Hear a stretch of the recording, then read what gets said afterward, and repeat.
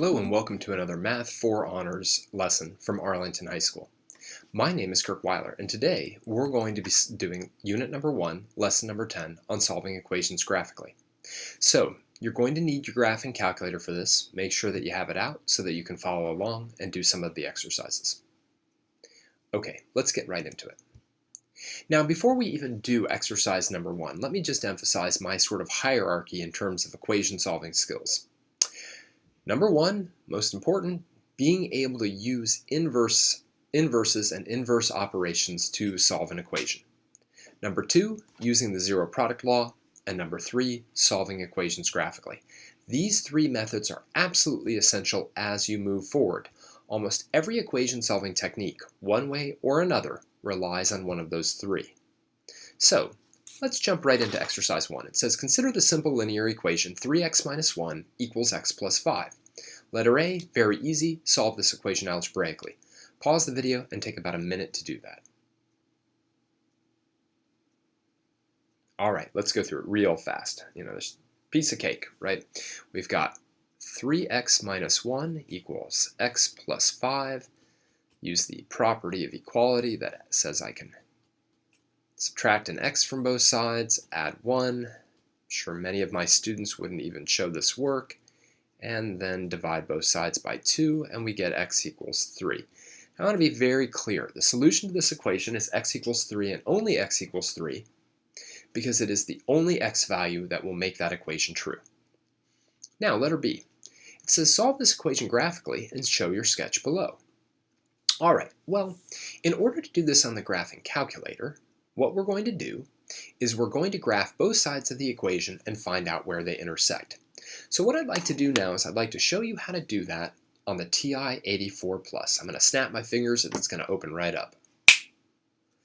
Alright, and apparently I got a beep on my other computer. Alright, so the TI-84 is now open.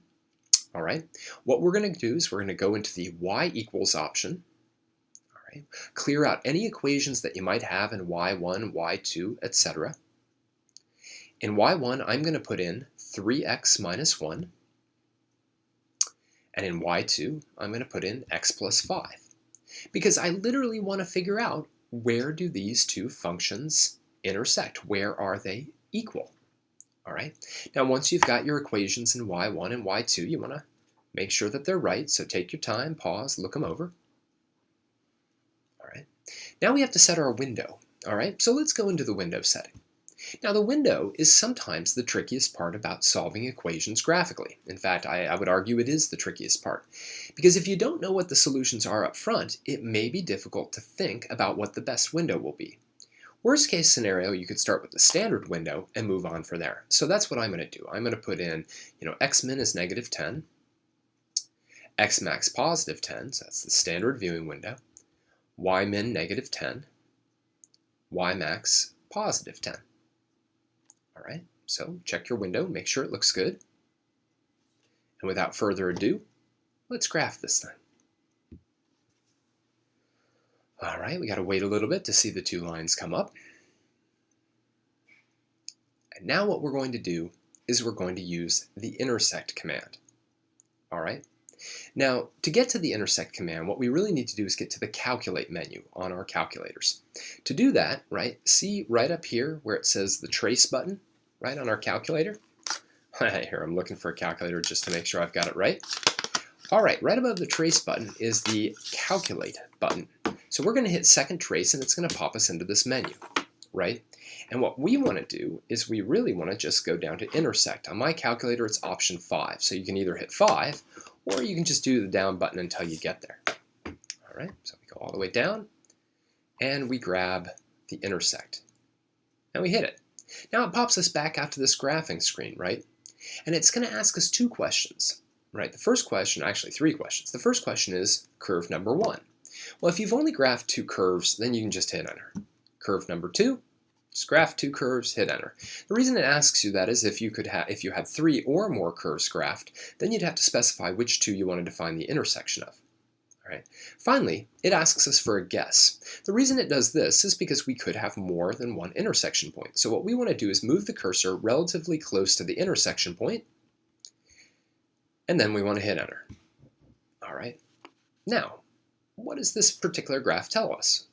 Well, it tells us that the two things intersect at the point, I'm going to write this down, at the point 3, 8. Now notice our solution is just 3. It's just 3. It's not 8. It's just 3.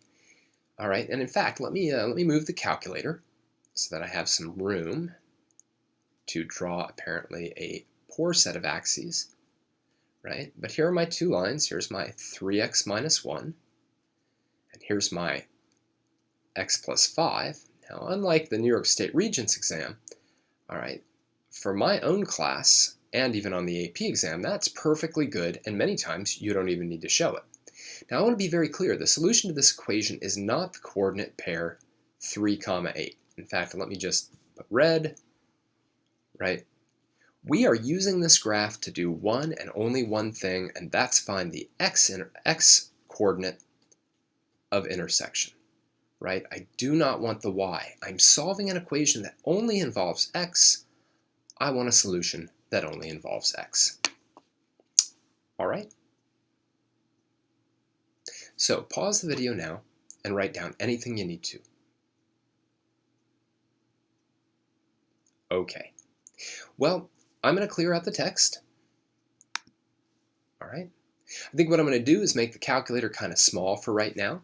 And then what we'll do is we'll bring it back in the next problem to look at the zero command. Okay. I'm not going to go through the calculator work on every one of these problems because that would take way too long. But hopefully you've got some mastery with your calculator given the level of the class. Anyway, let's move on to exercise 2. All right, in exercise 2, it says consider the quadratic equation 3x squared minus 8x minus 2 equals 0. Letter A says solve this equation algebraically. Why don't you go ahead and do that?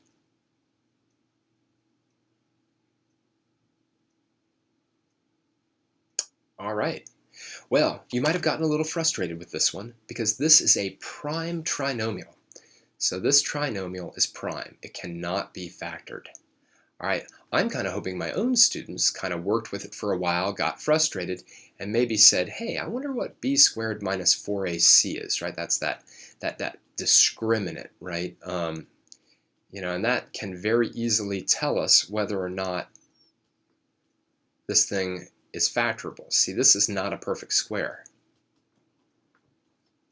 So based on the fact that it's not a perfect square, it is prime, right? Can't be factored. The beautiful thing about doing the discriminant right away is it gives us part of the quadratic formula, right? We get x equals negative b plus or minus the square root of all of this stuff. So we've already got it. 88 divided by 2 times a gives us 8 plus or minus the square root of 88 divided by 6. So those are our two exact zeros, our exact zeros. We could evaluate them to the nearest tenth, the nearest hundredth, etc. But now, let's make our calculator big again. And let's solve this graphically using the zero command. All right? So, let's go back into y equals. Let's type in, well, let's clear out the equations first from y1 and y2. Got to get rid of them from exercise 1. Now in y1, let's type in that parabola, 3x squared minus 8x minus 2. Okay?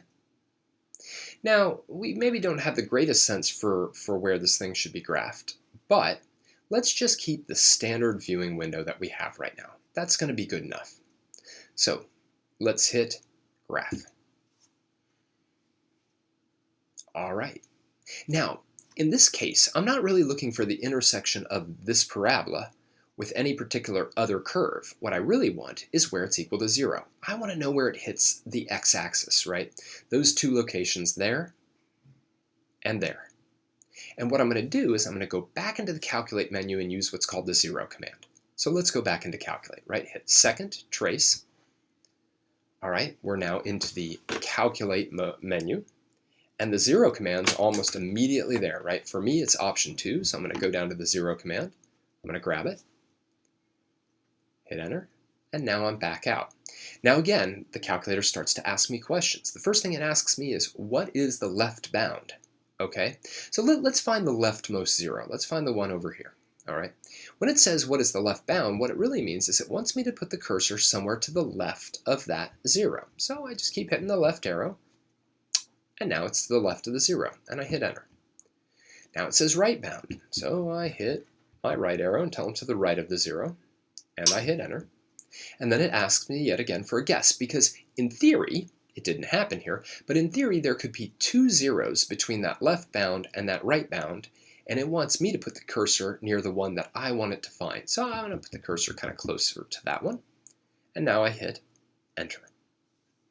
And it thinks, and it thinks, and it thinks, and it thinks, and it gives us x equals negative 0.230. Now, why did I round that way? The AP standard is to always round to 3 decimal places. Always, always, always. All right, unless otherwise stated. Okay, round to 3 decimal places. What I'd like you to do is pause the video now and find that right-hand 0. All right, let's go through it really quick. So let's go back to the 0 command.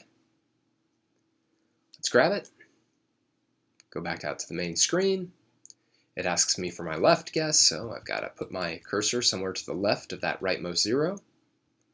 That might take a little while, depending, but I'm going to hit enter. Then I'm going to put my cursor somewhere to the right of that 0, and then I'm going to hit enter.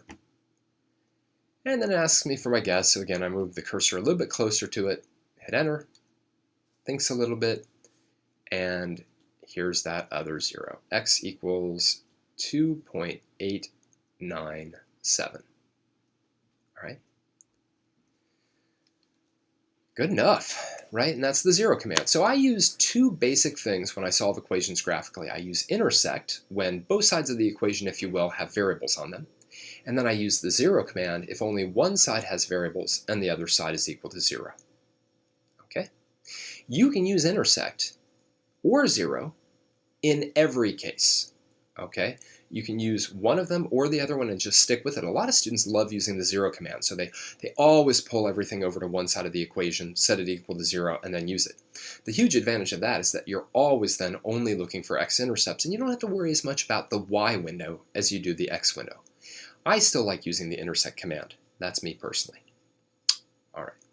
Pause the video now, and I'm going to clear out the text.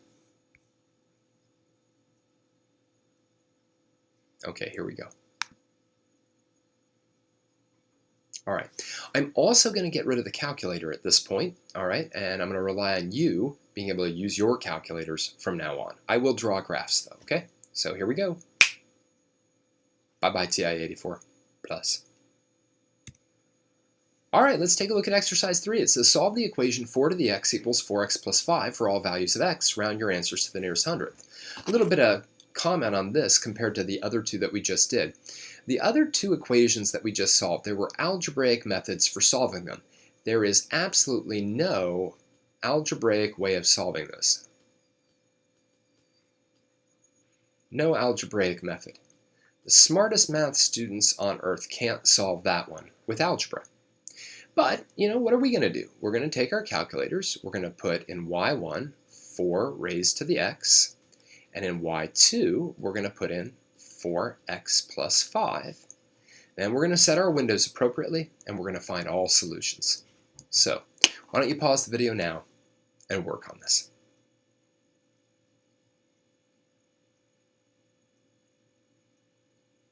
All right, let's talk. Again, I'm not going to bring out the TI-84 Plus anymore. Takes up too much time. But here's what my graph looks like. And you have to be kind of careful on this one. I had a graph that I made go from -5 to 5. That was my x-min, my x-max. My y-min was also -5, but notice the difference in the scales, and then I made it go up to 20. Because what happens is that exponential, right, grows very quickly, and then linear, not quite as quick. But when we find those intersection points, this one is at an x value of 1.81. Now here, after talking about 3 decimal places, I then specify to the nearest hundredth. And this x intersection point is at negative 1.20. So to be very clear, the solution set here is negative 1.20 and positive 1.81. All right? Again, what's tricky is that you could easily have a situation like this and think, oh, well, I've got that intersection point, but they don't intersect again. That's a problem. Or the opposite end also happens. You might think that it doesn't intersect down here. Okay? So you really have to use your brain in terms of how intersections look to get rid or to have as many as you can get. All right, my phone is ringing, so I'm going to have to pause the video now. And we're back. You know what the greatest irony of that phone call was? It was a wrong number. You betcha. Anyway, I'm going to clear out the text, so pause the video now if you need to, and copy anything down you have to. All right, I'm going to get rid of this graph. Okay, let's go on and take a look at another one. Many of these are same song, second verse kind of business. In exercise number 4, we're asked to find all values of x on that particular interval. Now, it's important to be paying attention to intervals. Oh, that didn't work. Let's try that again. Activate the pen. There we go. If they've given us an interval, right? Now, remember interval notation. What we're saying is like x, right? This is the same as saying all values of x between negative 2 and positive 2, including the 2 and the negative 2. So what we want to do is we want to find any values of x on that interval that solve that equation, and we want to round all answers to the nearest hundredth. So why don't you go ahead and try to do this? You can use either the zero command or the intersect command, your call. I'm going to use the intersect because I don't have it equal to 0, but either way, you can use either command. All right, pause the video now and take an attempt. All right, let's go through it. So again, for me, what I do is in y1, I'm going to put in the function x squared minus 4 times e to the x squared. All right, and in y2, I'm going to put in negative 10. All right, that means that my window, and there's the bell, that means my window must include negative 10. We have one announcement as you're being dismissed. JV football meet awesome. in the weight room at 2:30. JV what are you gonna football do? Meet in the weight room at 2:30. Thank you. The video that never will happen. So anyway, you know, you've got to have your y window include this. Now your x window, that's more of a question, or is it? No, it's not. That's x min, that's x max, right? Please excuse the noise in the hallway. So what we end up having is we end up having something that looks like this. Now for me, what I did is I actually made my y min to go all the way down to negative 30 and up to positive 30. And what I got was a cool graph that kind of looked like a W with then a line that went across it, horizontal line. All right, and then I found those 4 x coordinates. There's no way I'm getting through this video. They were negative 1.94, negative 1.15, 1.15, and 1.94. All right, those are my intersections. Sorry about all that interruption. Pause the video now and work on your graph if you need to. All right, I'm going to clear out the text. Oh my goodness, all answers to the nearest hundredth. All right, let's do an applied problem. In a particular chemical reaction, the temperature increases rapidly at first and then decreases more slowly after hitting its peak. Chemists are able to model the temperature with the following equation, where T represents the number of minutes since the reaction began, and C represents the temperature of the reaction in degrees Celsius. Determine, to the nearest tenth of a minute, when the temperature of the reaction will reach 10 degrees Celsius. Draw a well-labeled graph to justify your answer. So in other words, we're trying to solve the following. 25t squared plus 200t plus 225, all divided by t cubed plus 9 is equal to 10. All right, so again, what we want to be able to do is do this graphically. I'm going to use the intersect command. You can use the zero command. You can rearrange the equation if you want to, up to you. But why don't you pause the video?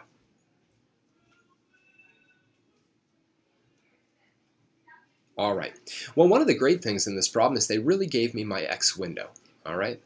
Here is my X window. I wouldn't want to use anything but that.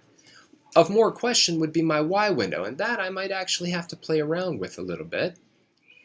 Alright, what I found was I needed to go up to a Y value of 50 to really see this effectively. But I set my X min at 0, my X max at 15, and I had no negative Y values. So what happened was I graphed that left-hand side, and I got something that looked like this. And then I graphed Y equals 10, and I got something like that. Alright, what I found then was the intersection point was at 6.1. Sorry about the poorly scaled graph there. 6.1 minutes. Alright? So a nice practical problem, alright, where we have to set up and then solve an equation graphically. Very difficult to solve algebraically. Okay, I'm going to clear this text out, and then we're going to look at one last thing. And I got to run to a meeting. Meeting. Okay, one of the things that we'd like to be able to do is to factor expressions graphically. All right, so here's the idea. I want to factor this particular expression. So what I'm going to do is I'm going to put it into y1, x cubed minus x squared minus 22x plus 40. And then I'm going to use the 0 command. We're going to really have to whip through this quickly because then I got to get to that meeting. All right? So pause the video now, put that in, and find all 3 zeros of it.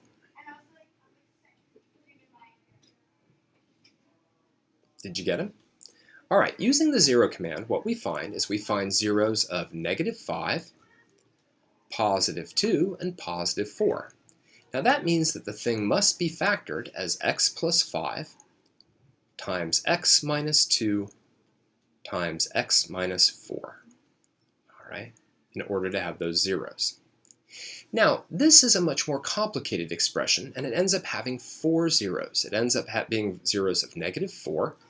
Please excuse me for rushing through this. -1/3, +5/2, and +6.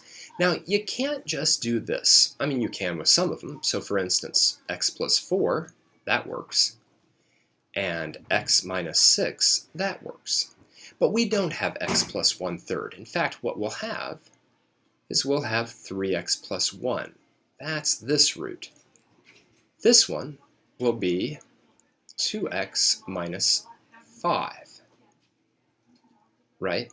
The reason it can't be x plus 1/3 and x minus 5/2, it can't be this, is because if we multiplied out all 4 of these, if we multiplied those out, we would get an x to the 4th. We wouldn't get an 6x to the 4th, right? X times x times x times x isn't 6x to the 4th, it's just x to the 4th. We need that 3x and that 2x to multiply together to get us that 6x to the 4th. All right. Again, I apologize for that getting rushed at the end. I got to get to a meeting. Pause the video now, write down anything you need to, and then we'll wrap up. All right, here we go. Okay, so today we reviewed the basic ways that we solve equations graphically using the Texas Instruments calculator. We either use the intersect command or we use the 0 command, but either way, remember, you're solving for x, you're not solving for y. You're simply using the calculator's intersection or 0 command to find the x coordinates of where something happened, not the y coordinates. Okay, I'd like to thank you for joining me for another Arlington High School Math 4 Honors lesson. My name is Kirk Weiler, and until next time, keep thinking and keep solving problems.